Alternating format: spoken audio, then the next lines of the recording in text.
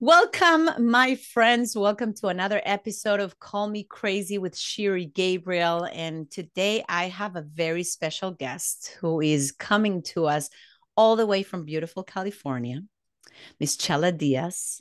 And we actually met through a networking event, an online networking event on LinkedIn. So, again, the power of LinkedIn that I'm so passionate about. And you've heard me talk about that so many times. And Chella feels exactly the same. And we will talk a little bit more about that because she is definitely an expert on LinkedIn and building her business and helping a lot of people build her business on LinkedIn.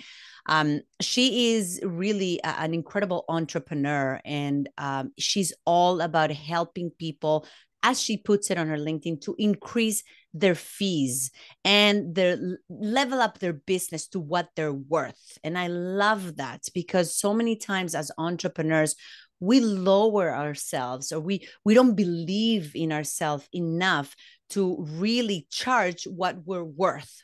So, our conversation today is really going to revolve a lot around money, our relationship with money. And Chella is an expert on that. She's an expert on slapping people around to let them know what and how much they're worth. So, Chella, I know you don't slap anyone, but that's the analogy that came to my mind. So, I want to pass it over to you, Chella, and give you an opportunity to introduce yourself to our listeners. So, over to you. Welcome, my dear friend. All right, so that is so funny you should say that because people have said that I bring a 4x4. It's like you don't want to talk to Chella unless you're ready for that 4x4. So it's That's even right. stronger than that, but it is truly an honor. And you bring up a good point. It's about networking. It's about building those connections, right? Because if you and I would have shown up with a different energy, if we would have shown up with how can we take, I think to me networking is about give and take. It's having those conversations and finding a common ground. So I mean, it's I think a lot of people abuse that, but that's not why we're here. We are here because I am passionate. So I'm not saying this to impress you, but I have been good with money since I was 9 years old. And my dad still tells those stories. I'm telling you, my nieces and nephews, they're like, they see me coming, they're like, oh, here come, right? Because my dad still tells the story about how I was good with money. Money just made sense to me at a very, very young age. I have also been a trailblazer since I was 8 years old when my dad said the girls must have long hair. 8 years old, 8 years old. I went around, I did chores, I earned money. I made it. I went to a lady's house. I do remember it was a lady's house. I got my hair cut. When my dad got home from work, my hair was shorter. Oh, To me, the girls must have long hair it just didn't make sense to me. It was like, and so ever since then, to me, it's about having a voice and being okay if people don't like you. that is okay. Let me repeat that. Being okay if people don't like you. Many people are not okay with that and they try to please people. I love that. I'm obviously, of the same thought of exactly that. Exactly that. Tell us a little bit more about that and how has that served you, Chella? Well, it did really well. I've always been curious at a very young age. So I always asked a lot of questions, but I was also curious about other people, period, other people at all. I can tell you then 8 and 9 were really, really, really for me a big deal. So 9 years old, I got in trouble for playing outside. At that time, we lived in an apartment in Venice, California. And I got in trouble for playing with a little black boy outside. I was just like, I was told I was never to play with him again. It to me, again, that didn't make any sense either. It's like, you either like the person, you don't like the person, the color of the skin. So 9 years old, I was like, that didn't make sense. So fast forward, of course, I ended up marrying somebody that's black, right? It was like, and Go I did figure. not do that, right? You show them. You show them. I showed them, Don't tell me and I what don't to know do that when I'm that's nine exactly. years old. Don't tell me what to do when I'm 9 years old, because I'm going to do exactly the opposite. So it's always, and I've always had, because I think that having my kids and having them be, have a dad, I can tell you, and I know we're not talking about, to me, it's like what we experience as children has a lot to do with it. My oldest son came home one day and he had been called a name and he didn't know what it meant, right? But he knew it didn't feel right to him. So he came home, he was crying, he's upset. And I said, swear, that means that your dad is Black and your mom is Mexican. And he was like, oh, but you are. I said, yeah. I mean, to him, it didn't make sense that he was being called names because he happens to have, and to him, I could see his face. It was like, I don't understand, but you know what I mean? It was such, and so Yeah. because of them and because of where we went, so one of my kids played football and basketball. So that was a community there. And my other son played water polo and competitive swimming. So there was a different crowd there, right? Yes. But even watching them interact, to me, having my children allowed, and I grew, and I tell them this all the time. They are tired of hearing it, but they really helped me become who I am. Wow. Because they're so different, definitely different. Two boys, but definitely different.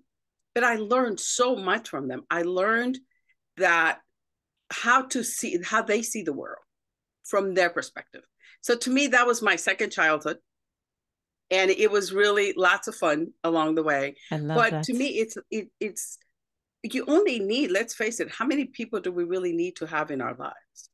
Oh, absolutely. A Right. hundred percent. A It's hundred being percent. really Yeah. choosy and picky. But I do believe that everything we do and who we are today is a reflection of our childhood. And let's talk about that, Chella, because I said this to you, that I would love for you to talk more about this idea of how, okay, the money conversations that we listened to when we were children, how did this impact our current financial picture? So I want you to enlighten us about that, please. And that is, I put a dollar value, that is a $50,000 question.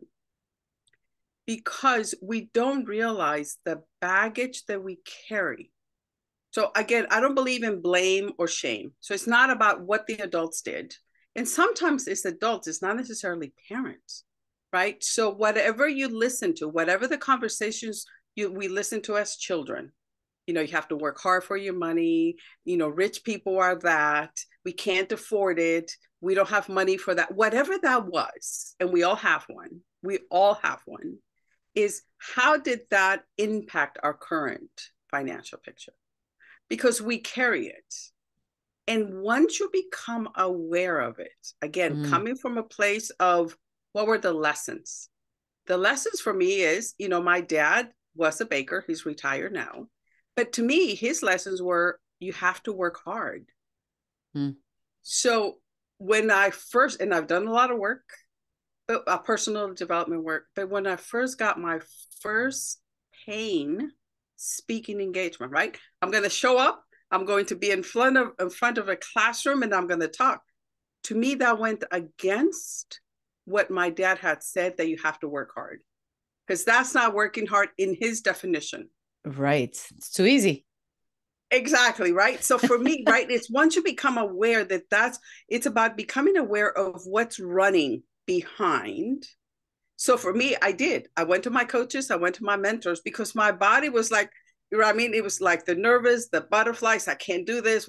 So all of that went through. But once you recognize what that is, then you'll be able to tell a different story.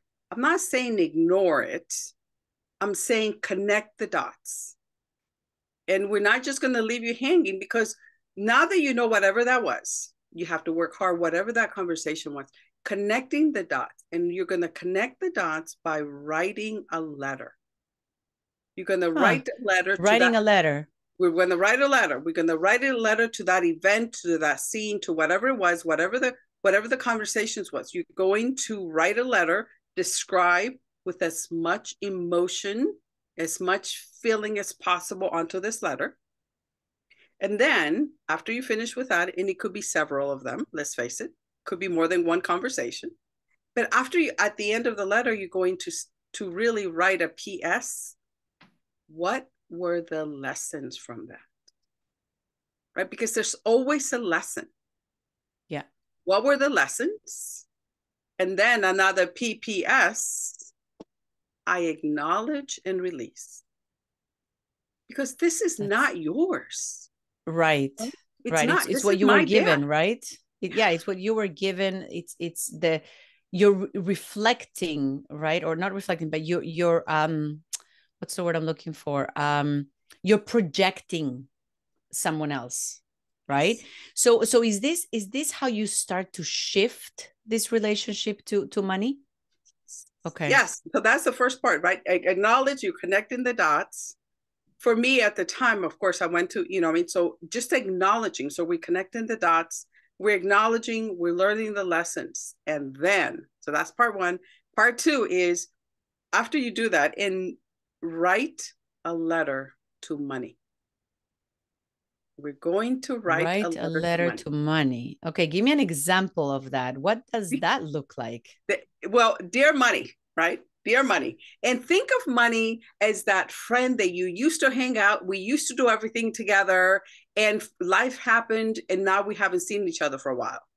We want to go back. It's not that we're going to recreate what we had, but you have so many wonderful memories about that. So think about money. Think about, okay, I cannot believe we haven't seen for a while. Look forward to spending more time together. Look forward to creating memories with you. Look forward to having X amount in the bank account, right? Will you want money to be? Because I you're love that, inviting. Chella. Wow, I've never heard that idea of writing a letter to money. Dear money. How often would you do this? When would you do it? When do you stop doing it, if at all? I haven't stopped, and I've been doing this for 20 years. How often do you write these You letters? know, for me, totally transparent, and that's a great question. For me, I have certain dates. For instance, wedding anniversary. I'm divorced now, but my wedding anniversary brings up different emotions. When my children were born, brings up different emotions. So I found there's certain dates for me, it tends to bring in different emotions, and that's when I go to my letters, Wow. right? So, what are the ultimate or the objectives of these letters, and what are the outcomes after writing the letter? Ooh, good question and great question. So that's definitely another $50,000. We're up to $100,000 in I'm tips here. counting. Chella, I'll wait for the check. This is how much value we're providing. So we're going to be Yes. asking for like the 10%. I'll take five. I'll give you five. We'll be good for that. I'm always open to sharing. But the letter, what has happened is just the acknowledgement. So right now, when I went to a mastermind and I asked them to do this, just that. What was the money conversation? What were the lessons? Right? I now acknowledge and release. And then they sent a dear money letter. Right now, the record is 2 hours. So the person finished writing the letter and they received money in 2 hours.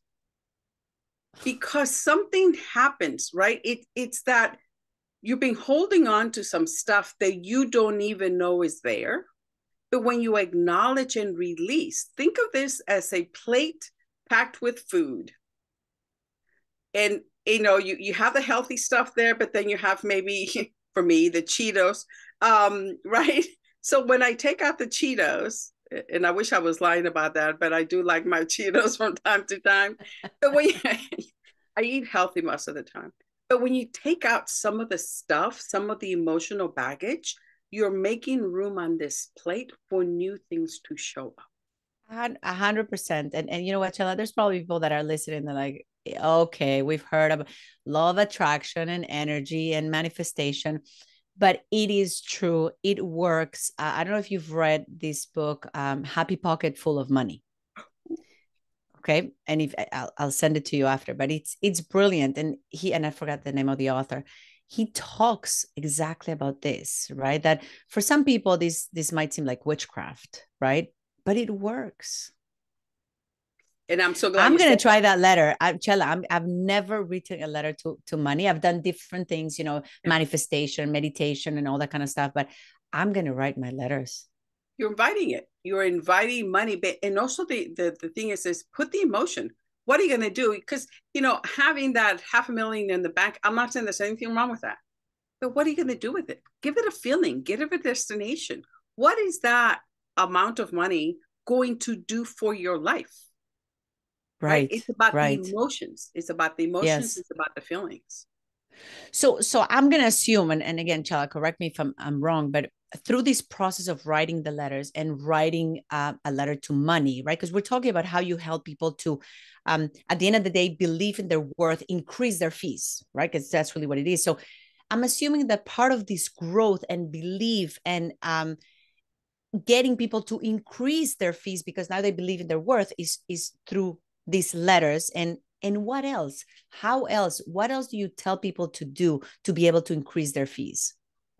That's step one, and that is because I have 5 pillars, and we'll see, time allows, how many pillars we're going to be able to give you, because I'm here about, sometimes all you need is, like you said, look at things from a different perspective, and that's all you need to get your business.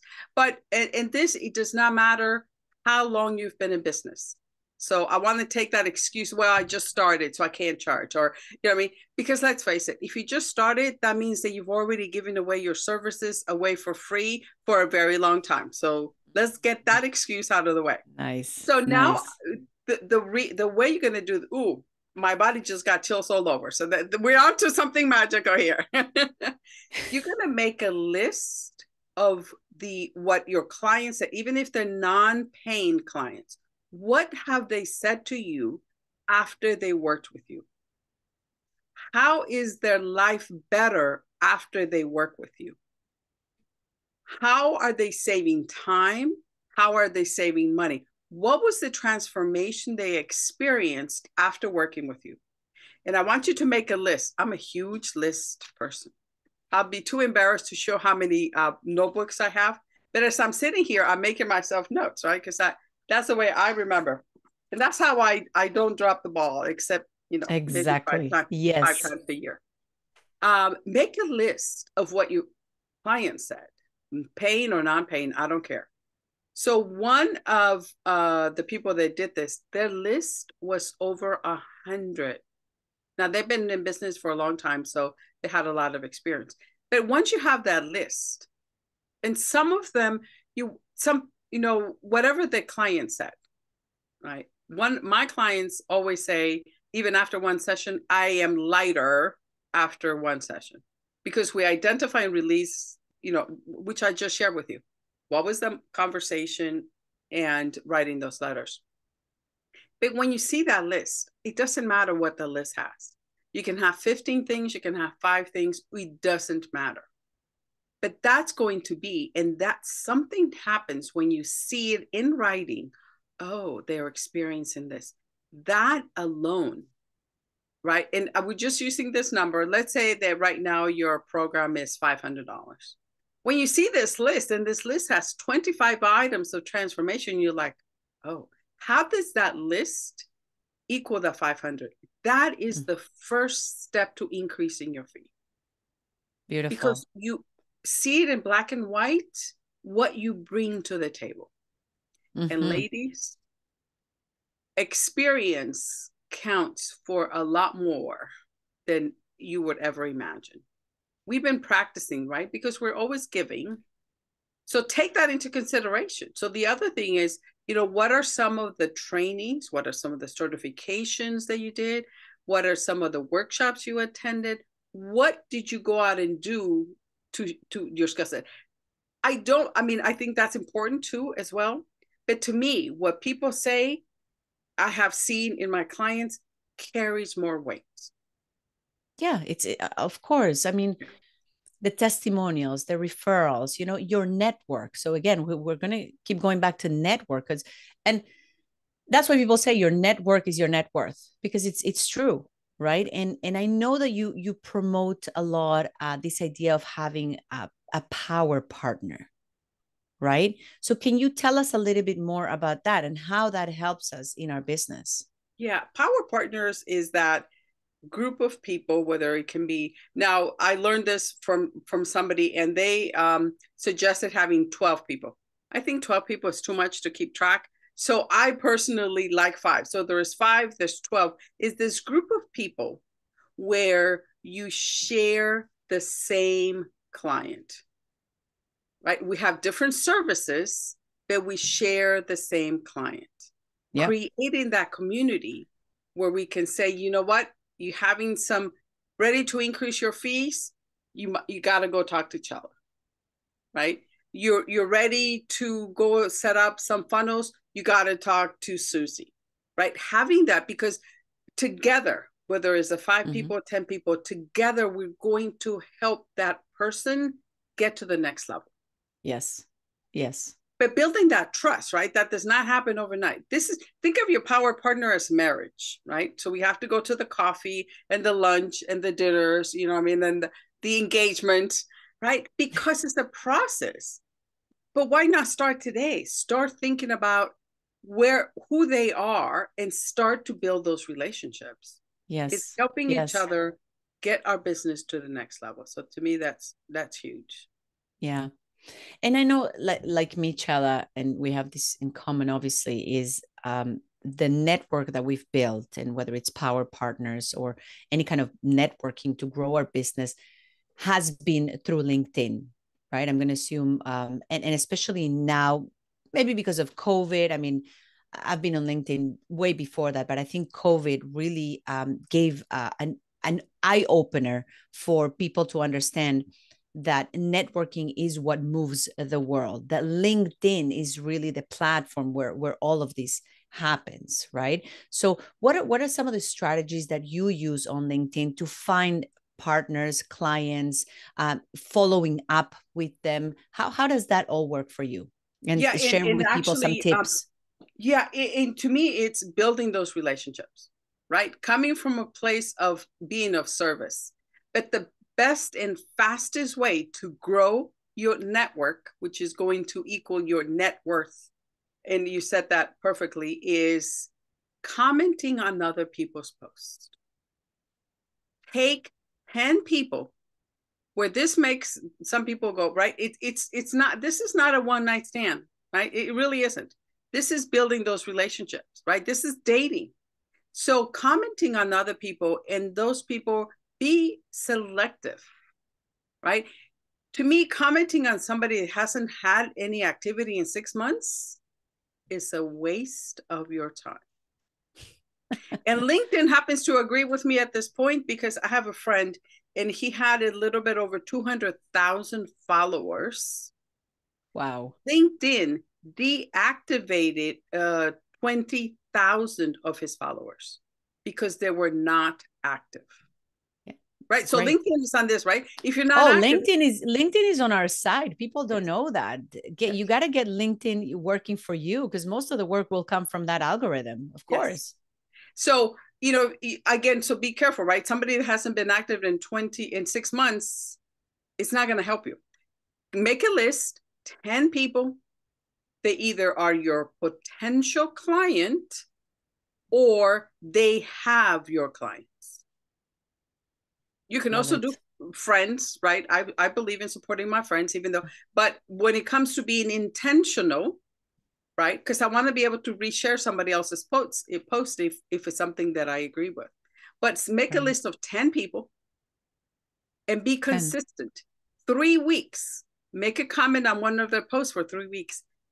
When I started doing this, and this is after me working with 3 LinkedIn coaches, when I started doing it, I make comments like that, people will reach out to you. Yep. And to me, Yep. that's easier because now we have something in common. It's about finding that common ground. Yes. And Yes. you can learn Eh, so much from people's, even they're about me. I mean, we know a lot of people. So if you go check out my profile, you're going to know that I am a baker. And you're going to know, because we got to put the human, and you're going to know that somebody drove 60 miles, which in LA traffic it's about 3 hours to get some cookies from my house, right? Yeah, yeah, exactly. You know me, but people enjoy that because now somebody that's a baker is going to identify with me, right? I am a Exactly. mom, somebody that's a mom, right? So we got to connect at the human level. We got to I have, love that. yeah. Yes, yes. And that's the most important thing. This is so I'm gonna highlight a few things, Chella, that you said, because I think this is brilliant. And I think this is how LinkedIn and the algorithm brought us together. Okay, that's just one example. Look at this. But for the listeners, Chella is saying 10 people. Just follow and comment 10 on 10 people's posts for 21 days, right? That's how you create a habit as well. 21 days is a magic number. We all know that. 10 is too much for you, do 5, but do something. So again, Chella is not telling you 20, 30, 100 people, 10 people. 10 people, do it consistently. And absolutely, Chella, I've experienced it. I've seen it, and it's true. It's amazing. LinkedIn, look for people like that, like us, like that, and they will reward you tremendously just for doing that. That's just how it works. So, and building relationships, absolutely, and that's something that Chella, you and I, we really believe in it, and um, fostering the relationships, and as you said, looking for the human behind, that profile, because that's what it is. People want to do business with people they like. People want to connect with people they like. They don't care about professionally necessarily what you do. It's first about being a person, and I love that. I love that, Chella. Chella, I'm going to ask you one last question. One last question.